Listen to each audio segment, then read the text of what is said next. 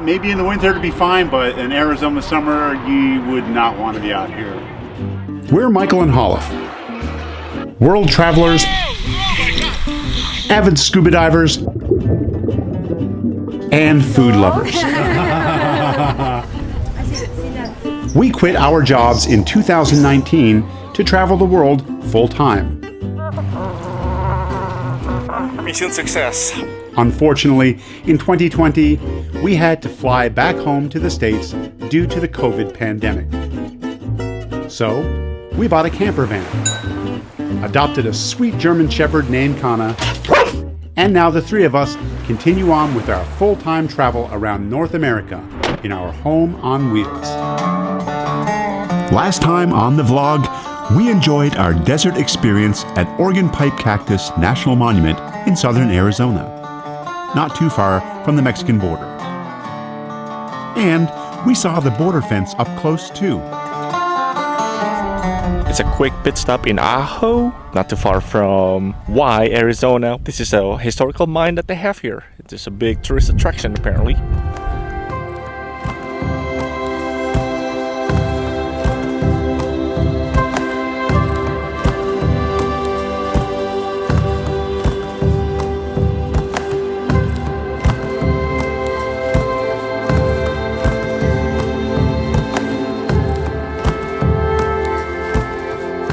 After Ajo, we continued on and headed northwest towards Yuma at the California border.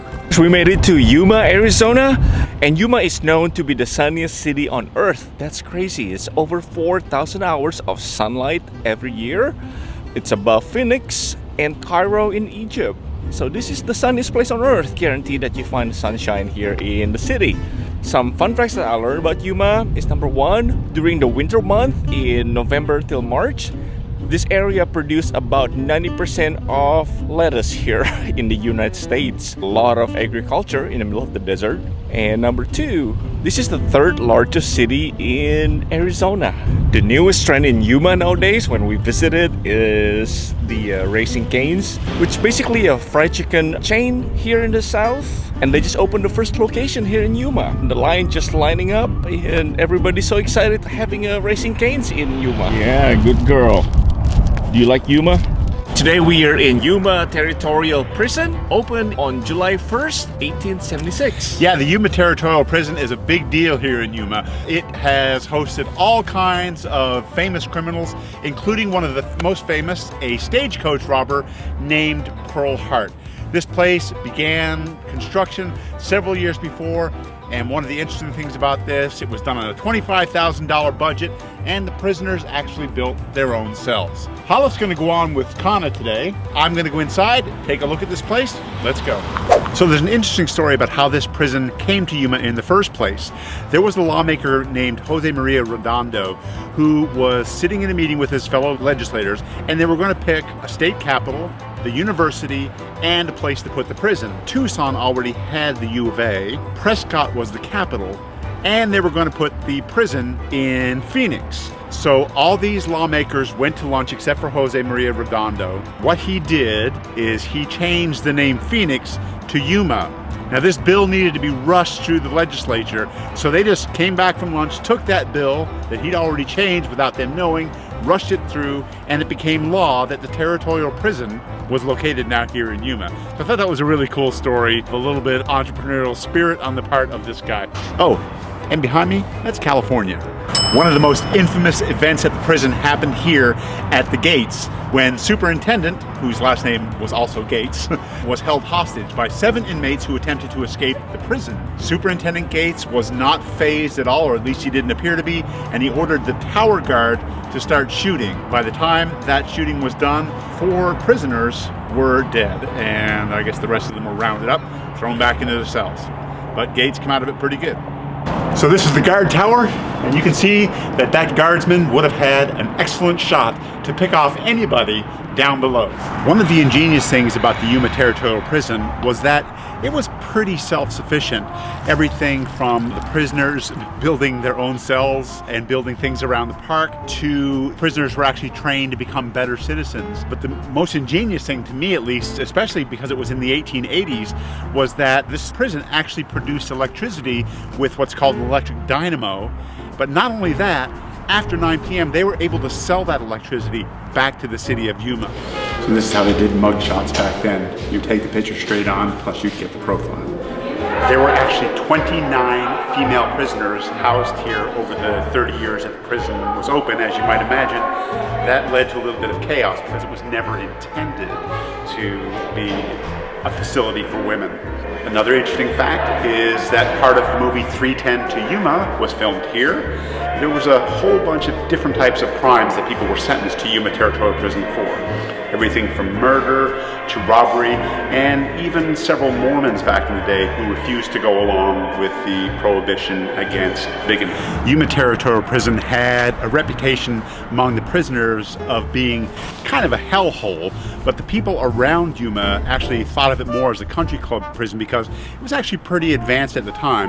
I told you a while ago that it had electricity, so that was nice, but it also had a very advanced hospital, which is more advanced than some of the hospitals outside the prison. Prisoners were taught to speak Spanish and German. They had a sports club. They had it pretty comfortable here given what other prisons were like at the time. Country club, hellhole, I guess it depends on whether you're on the inside or the outside.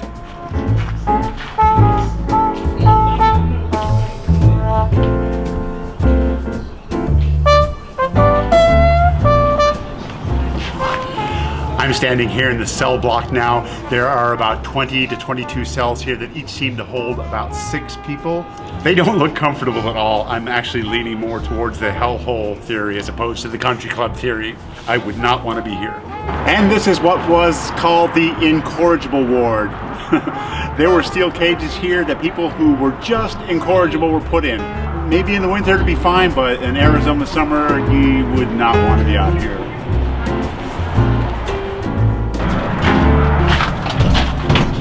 That's definitely solitary confinement. No light gets in there.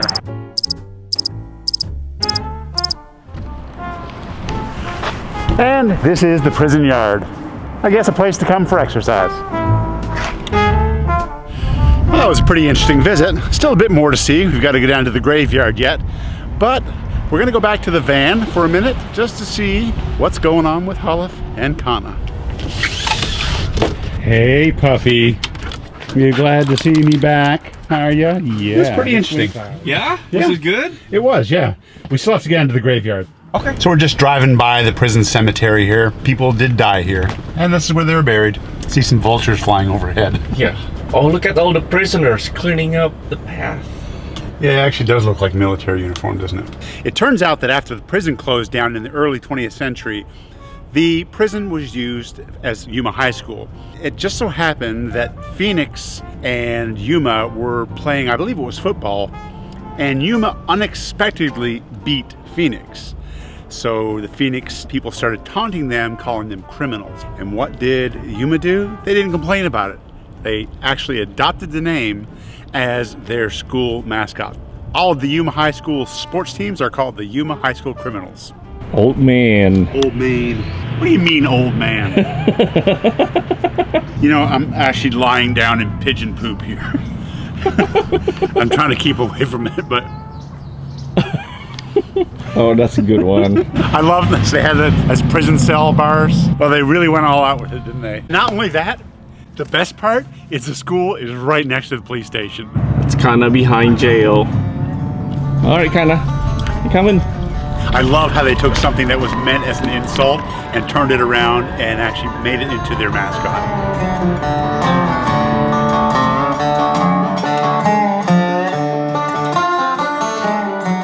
As the third largest city in Arizona, Yuma has a sizable population and several touristy spots in the city center.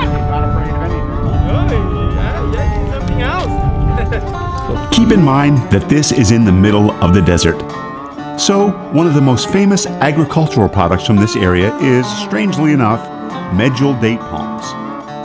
One place to get Medjool dates in downtown is here at Brocket Farms. best crepes in Yuma, date syrup, dehydrated dates, barbecue sauce, and this. Yeah, it's really popular.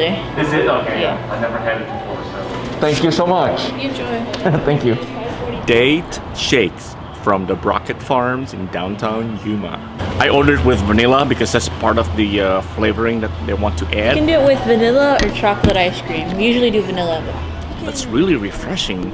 I mean, granted, it's just not really a hot day. It's just like about 70 degrees or 80 degrees maybe. But I can imagine in the summertime, this could be a very popular drink.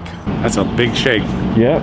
Can I try it? Yeah. That's delicious. Yeah? Is that dates? Yes. Kind of just tastes like a chocolate shake. Yeah, there's dates definitely in it. Worth the wait. I'm just gonna have a little bit more and you're gonna have the rest. I'll be glad to. And once again, this is where we spend the night at Cracker Barrel Old Country Store. What are you doing? This is what she does every night. She goes out and lays down in the grass with that stupid stuffed. It's like a wiener. What is it? What you got? Come here. Come here, sit. Come here. Sit. Good girl. Not too far when we park at Cracker Barrel. There are multiple food trucks. So, see what they have there. Are we? Oh, no. It's gone. It's gone. I like carne asada. Okay. That's what I'm gonna have. Cilantro and onion? Yep. And I'm gonna get just 2 tacos, please. A nice day to eat out. It is, really. We don't even really need my jacket. No. We are at Pancho's Tacos. We came here because it was the only place that actually had prices on their menu. And we like to know how much we're paying. But it also looks really good too, so. Oh, it came in already. We did. It's a big reveal. I get the carne asada and pastor taco, and it does smell really good. So I'm What kind of tortillas did you get? flour. Just a little bit of the meat itself is already good. It's juicy, got a little sauce on it. It's really fresh. The cilantro, it just pops in my mouth. Holy crap, I haven't really had this fresh taco for a long time. Highly recommend it. Support local business, good food, and cheap price. I've got the quesadillas, carne asada. That looks good. It does look good. It's got all the cheese inside of it, cilantro. Shouldn't this be a lime? What's that, lemon? Yeah, If life gives you lemon, Michael, squirt it on your quesadilla. that's right. Dig in. Oh, it's very hot. And I don't know authentic from inauthentic, but this tastes a lot more authentic than, for example, going to Chipotle or Qdoba or any place like that. Yeah, looks good. Oh, I bet they didn't get prison food like this in the Yuma Territorial Prison. Well, otherwise everybody would stay. Yeah, Does it take long? I think we were here about 10 minutes. That was freaking delicious. I've never had quesadillas that tasted like that before. Drink the rest of it. Yep. Now you didn't get that on camera, did you? Ha ha ha. Hey, kitty. There you go. Good girl. This place, it's at the corner of South Pacific and 17th. There's also a couple other places here, mostly kind of taco style places. All right, time to get all COVIDed up and go home. Thank you for watching. And don't forget to come back next time as we visit the last free place in the USA.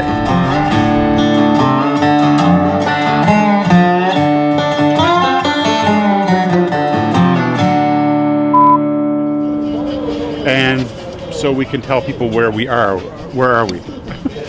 Let me just look here quickly.